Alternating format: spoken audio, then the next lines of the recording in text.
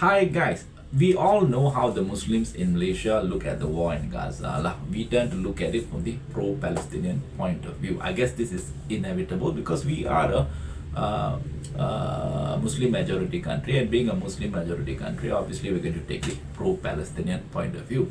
But the Palestinian point of view is just one out of three views that we can use in order to look at the issue in Gaza. What are the three ways of looking at it? Obviously, number one is the pro-Palestinian issue, pro-Palestinian point of view. Second is the pro-Israeli point of view, and third is the neutral point of view. Now I'm going to break down to you how all of this view will look at the issue in Gaza. Now, in the first point of view, obviously the pro-Palestinian point of view, the region that is referred to as Israel, as Gaza and West Bank today, belongs to the Palestinians. This is the pro-Palestinian point of view. So obviously it belongs to the Palestinians.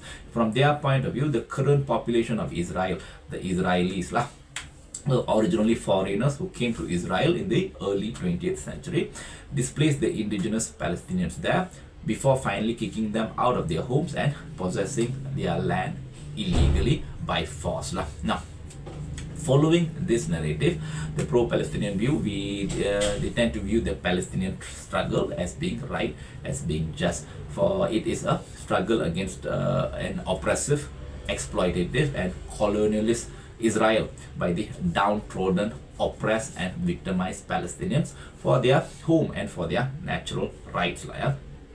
Now, obviously, the Israelis don't have this point of view. From the pro-Israeli point of view, this is how the point of view is.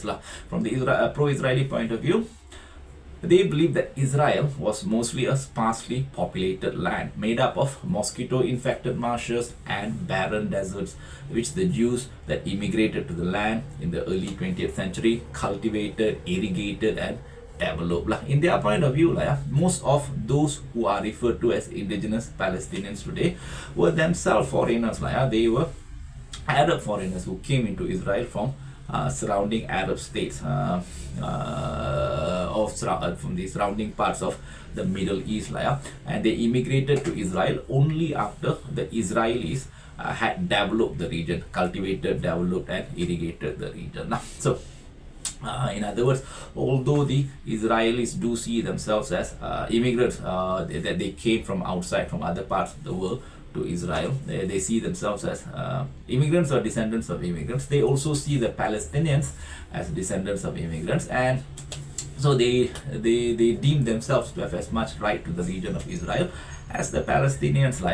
Now, the Palestinians, however, they argue that the region of Israel belongs to them even if it was sparsely populated, because it is a part of the Arab world. This is the pro-Palestinian argument. In other words, the pro-Palestinian argument is saying that Israel belongs to them even if it was sparsely populated before the Jewish immigration of the 20th century, just as how the land in, say, Taman Negara in Malaysia belongs to Malaysia even if Taman Negara is sparsely populated, simply because Taman Negara is in Malaysia.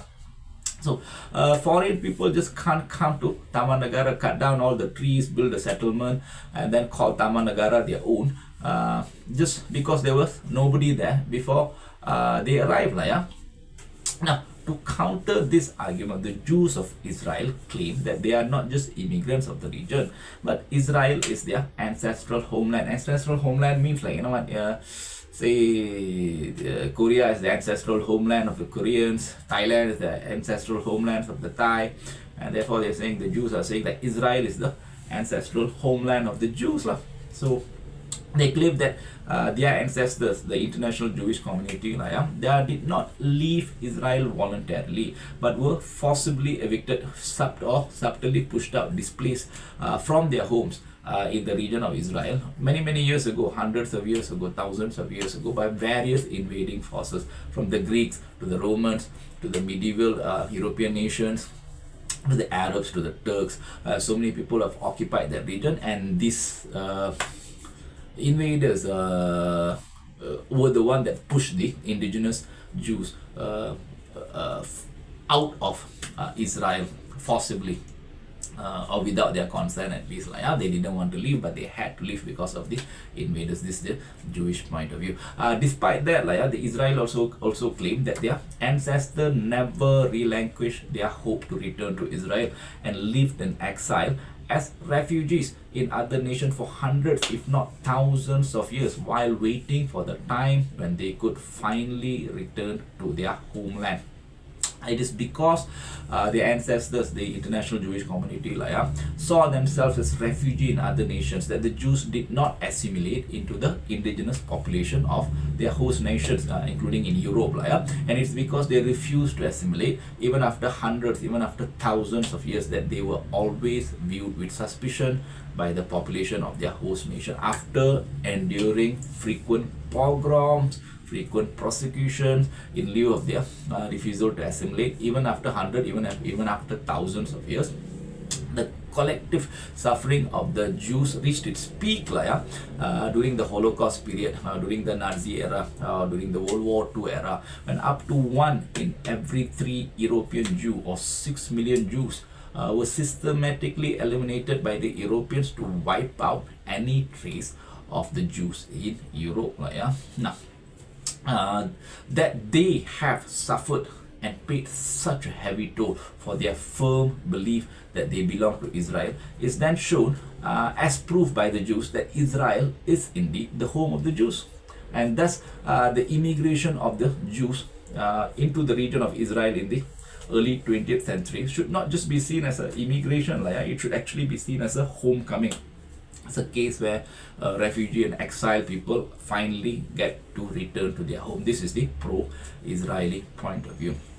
To this, of course, the Palestinians argue there is no such thing as a concept of belonging to a land after you have left it. Not for 1 generation, not for 2 generations, not for 3 generations, but for hundreds of years, for thousands of years. That the Jewish diaspora's refusal to assimilate into their host nation is not tied to their loyalty to Israel. That the belief that Israel is the ancestral homeland of the Jews is only a recent development that started probably in the late 19th or early 20th century under the name Zionism. Zionism is basically an ideology, a belief, a movement that Israel is the ancestral homeland of the Jewish people, and Jewish people should return back to Israel. So it's basically the pro-Palestinian point of view is saying this entire ideology, this entire movement called Zionism just started recently, maybe 100 years ago, in the late 19th and early 20th century. As a rule, if you're neither Muslim or Jewish, if you're neither pro-Israeli or pro-Palestinian, like most non-Muslims in Malaysia are we are neither Muslims, we are not Jews, we are not Muslims, we are not Israeli, we are not Palestinian. We don't have a dog in this race, so to speak. So we probably have a neutral point of view. And how do we see the problem between Palestine and Israel, and by extension the Arabs and the Jews, or the Muslims and the Jewish world, in neutral terms? Well, I think we will probably see this problem between the Jews and the Israel in the same way that we'll probably see the problem between two people who know each other quite well after having a relationship for a long time. Now, if you would scale it down, I would say that we probably look at it as the problem that develops between a husband and a wife, for example, that erupted after many years of marriage. Now, sometimes some relationship, some husband and wife relationship, for example, is doomed to fail. Not everybody is meant to be together. Some people can only be happy if they have a little bit of distance between them. But sometimes some people, despite the fact that they are oil and water, they can't mix. It's going to be combustive if they mix. For some reason, they will mix. They will go into a relationship. They'll have a close engagement, close proximity, and when this sort of relationship occurs, what you're going to see is that everything is just going to everything is going to go downhill from that point.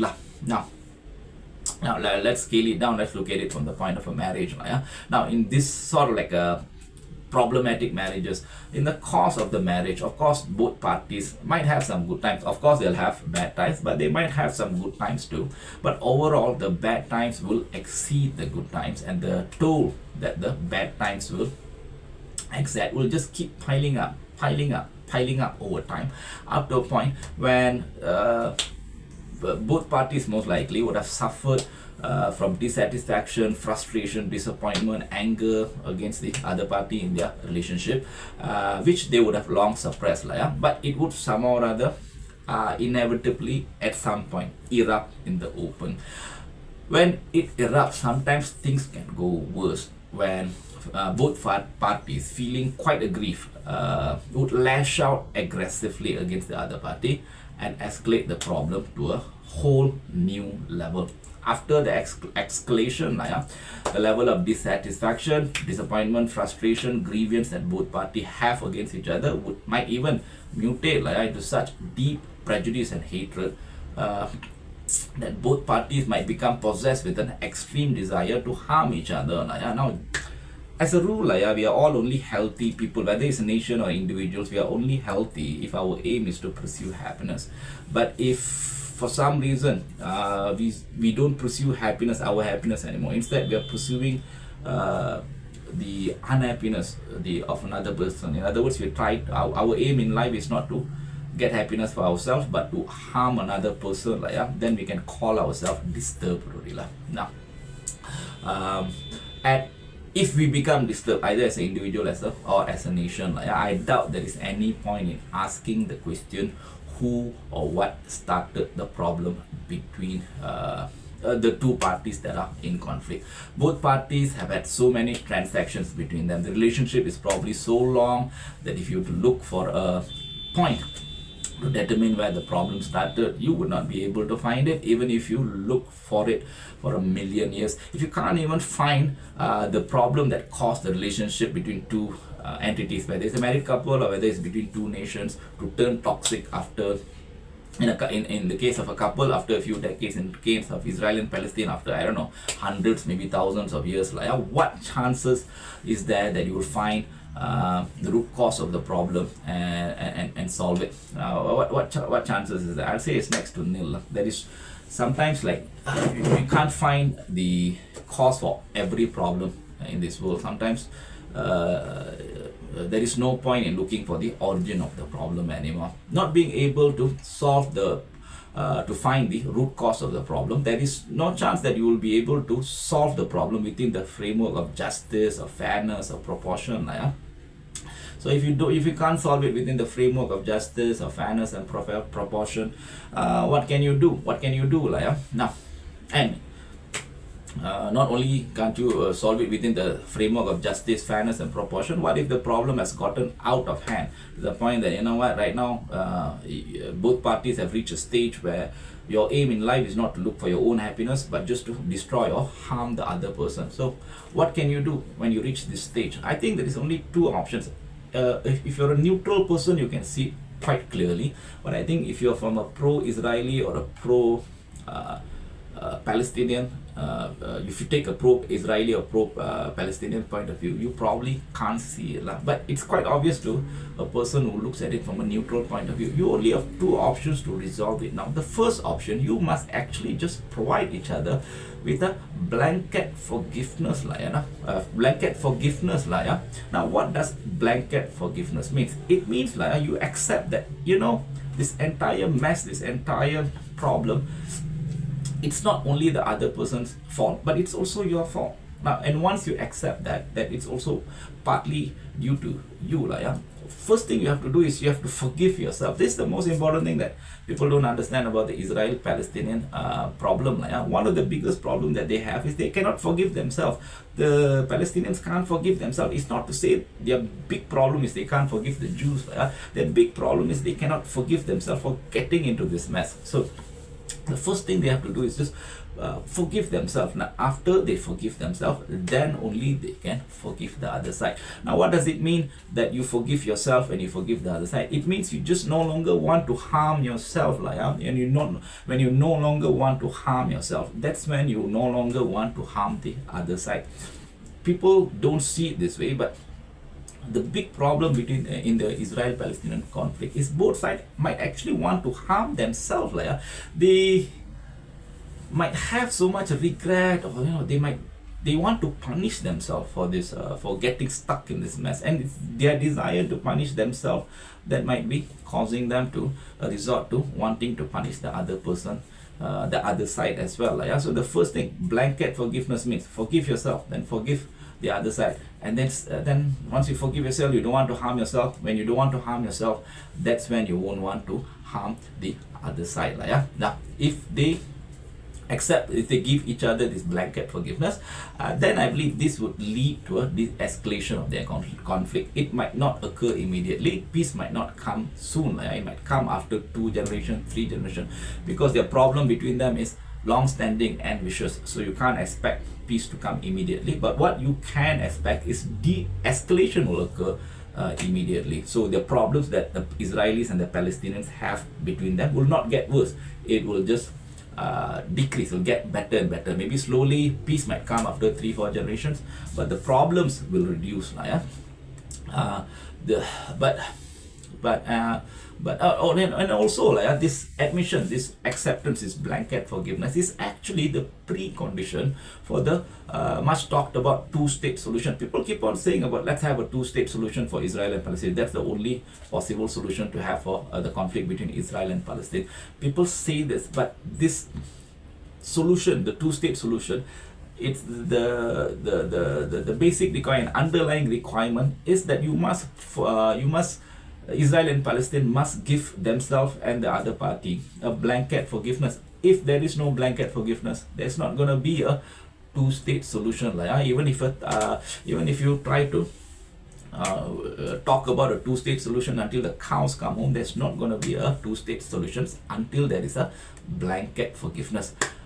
The second option, I think this is the second option that Israel and Palestinians are currently pursuing in order to resolve their problem, is to give in fully to your anger and hatred, to the point that you must make it a purpose of your life to destroy the other party completely. Now, this is basically you're causing yourself to become disturbed, to become mad. Because if you're not mad, if you're not disturbed, your aim in life is to pursue your own happiness, not to destroy, not to bring destruction or harm or misery to another person. You want to make yourself happy. You don't want to make another person unhappy. So that if you think like that, then you are you're grounded. But if you want your aim in life, your purpose in life is to bring another person harm, do another person to bring another person destruction, to cause them to be unhappy, then we can say that you have become disturbed. So currently Israel and Palestine are in a disturbed state. Their aim in life is not to pursue happiness for themselves, but to bring misery to each other. So but this is also a form of solution. You can, for example, give in fully to this hatred, fully to this anger, to the point that you will just destroy the other side completely. Once the other side is completely destroyed, then what will happen is I suppose this problem will be resolved, because the other side is no longer exists, isn't it? But this approach, although this is the approach that the Palestinians and Israelis are undertaking today, is actually a problematic approach. It's a problematic approach because in order to execute this, you have to imbibe so much hatred, so much anger, that even after you destroy the other party, the anger and the hatred that will be upon you might not leave you. As Nietzsche said, beware that when fighting monsters, you yourself do not become monsters. For when you gaze long into the abyss also gazes into you. If Israel and Palestine continue with the second option as they are pursuing it now, and turn themselves into monsters because they believe they are fighting monsters, even if either of them win, the darkness that will engulf them will be so complete that they will become everything that they hate. They will basically turn into monsters whose only aim in life is not to pursue happiness, but basically to cause something, problem or misery. This is what's going to happen if they pursue the second option. Even if they win, they're going to become monsters. At present, Trump's peace plan has kicked in, and it is perhaps the last chance that the Palestinians and Israelis have to resort to forgiveness rather than monstrosity to resolve their problem. Regardless of what we think of Trump, I think this is the last chance that Israel and Palestinians have. Like, Trump is basically the last hope for the Israel and Palestine. Trump's peace plan. So let us hope that Trump's plan will succeed. Regardless of what our opinion about Donald Trump is, let us hope that his plan, his peace plan for between the Israelis and the Palestinians will succeed, because I really believe this is the last chance. If Trump succeed, if Trump's peace plan succeed, I think we will have two states. These two states will their problem will be lesser and lesser. Even if they don't have peace immediately, it will become lesser and lesser, and maybe some part in the future we will have peace between them. If not one way or another, I feel there's going to be a genocide. Either the Israelis will commit genocide against the Palestinians, or the Palestinians will commit genocide against the Israelis. This is what I believe. This, which I actually believe is 100% true. Now, saying that, let us see how the cookies crumble. Trump, his plan has set in. I hope everything works out. I think, if you guys believe in prayers, maybe you should try to pray that Trump succeeds. Let's see how the cookies crumbles guys. Now, thank you for watching. See you again in the next episode. Have a good day, guys. Goodbye. Take care. Bye-bye.